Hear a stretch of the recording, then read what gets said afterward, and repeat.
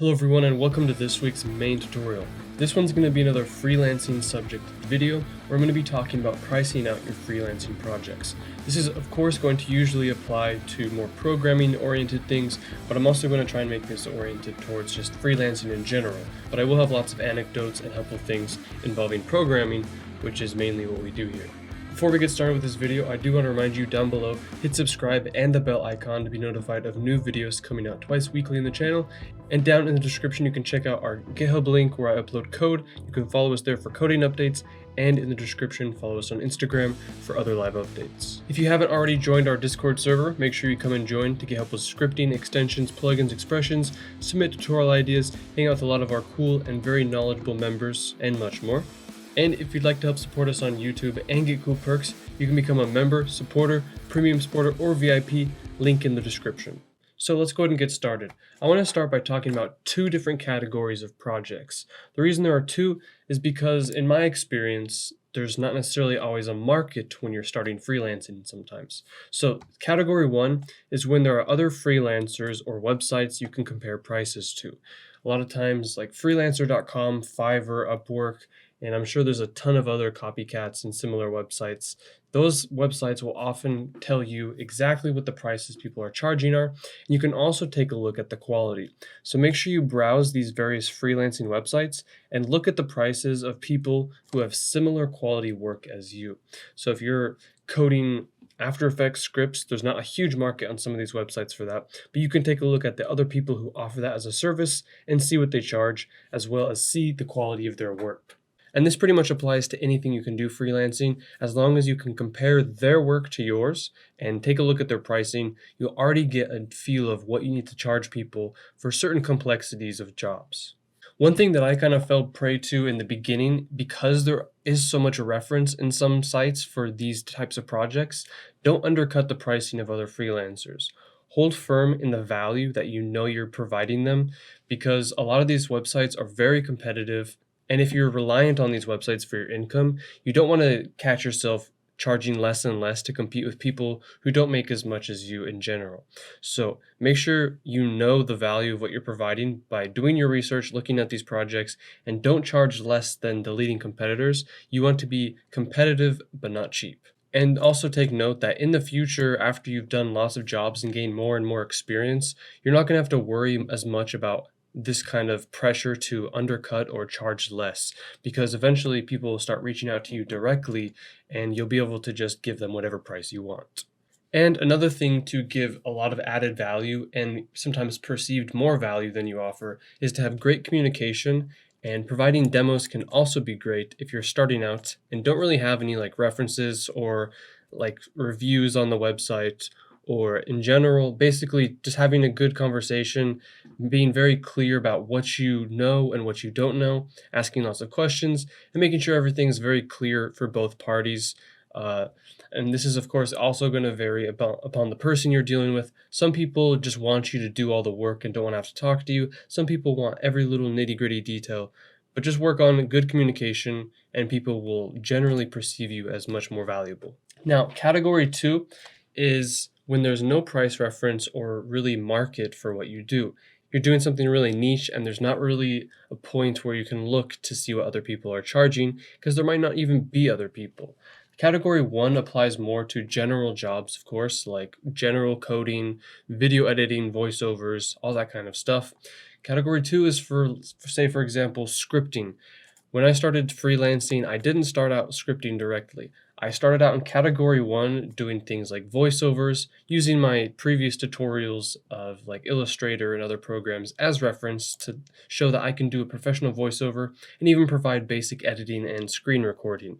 So once you can transition from category one to category two, say for example scripting, where at the time on freelancer.com, there was maybe one or two people who ever could actually do scripting projects. So I saw that as a big opportunity to get a few scripting jobs, meet a couple of people who need scripts or are in the market.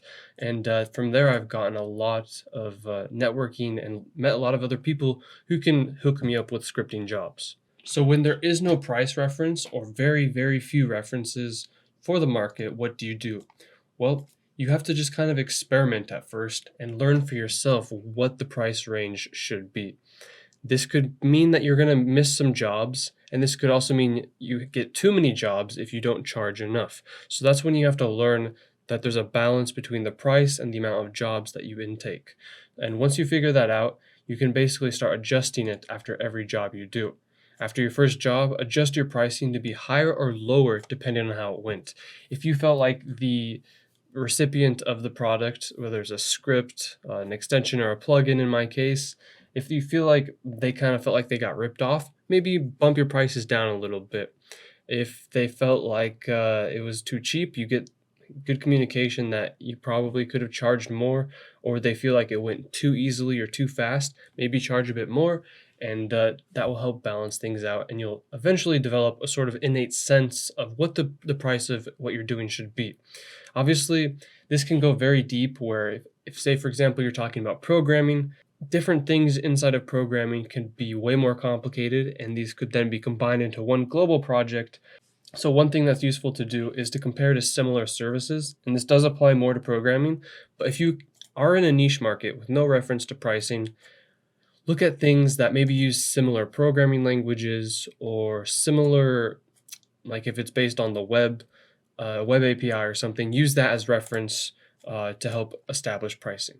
It's kind of hard to explain, but you basically have to experiment a lot. It takes time, and you have to get jobs coming in, and this will slowly establish yourself as well as give you an intuitive understanding of how much you should charge. Now, for actually pricing things, how do you do it? Well, write it down. That's the best thing to do, or bring up like a notepad or something. You want to draw or write what you're going to be doing and plan everything out. Write down every single feature or note that the client has given you. And in programming, this is quite easy, where you can just write down, okay, they need an interface. This is what it needs to look like. You can draw that quite easily. And then you can have like a bullet point list of all the different features that they want included. And that will also help so you don't forget anything. So after that, you can also take each of those things you've written down and put a price next to them. Oh, they need some kind of server verification with a serial code or a registration ID. That's going to cost this much. Oh, they need a user interface with this many different parts, and it needs to have 2 different windows. I'm going to charge this much. So you can take each element, whether it's the UI, even a certain type of deliverable. If you're doing something like audio, maybe if you're making music, you could have different pricings for if you give them a WAV file, an MP3 file, or the stems. And this basically is something you need to do.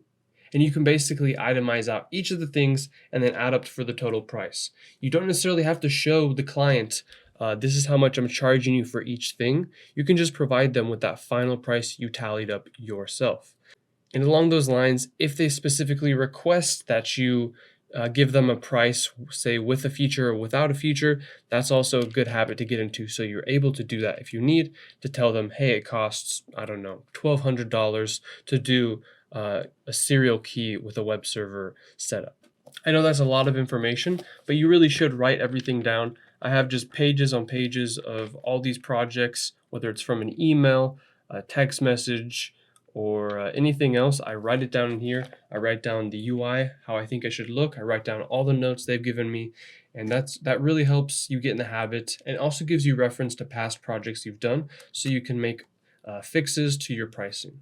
And lastly, earning more money. The thing that everyone wants to do. You always want to make more money, especially with things like inflation and other problems.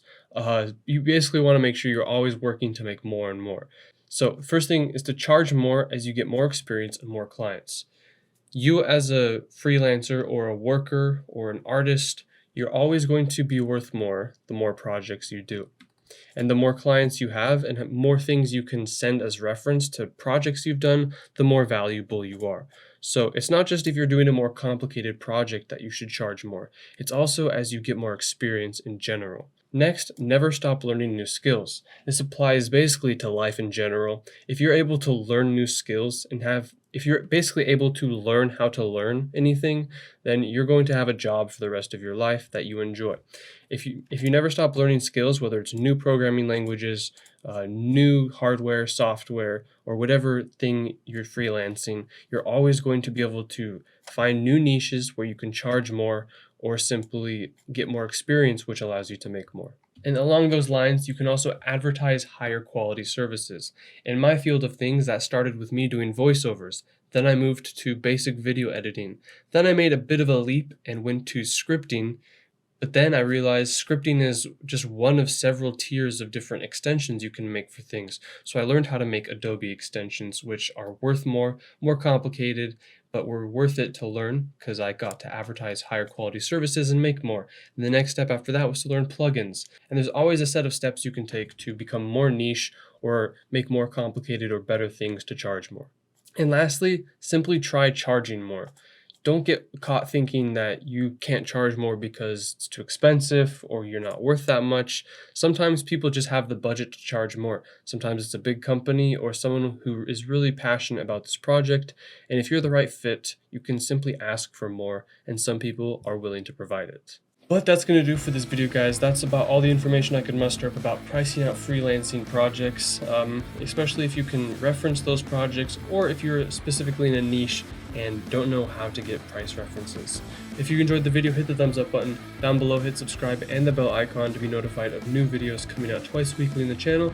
And down in the description, you can follow us on GitHub for coding updates and Instagram for other live updates. If you're not already a member of our Discord server, you can come and join and get help with scripting, extensions, plugins, submit tutorial ideas, and hang out with some of our awesome and knowledgeable members. And lastly, if you'd like to help support us on YouTube and get cool perks, you can become a member, supporter, premium supporter, or VIP, link in the description.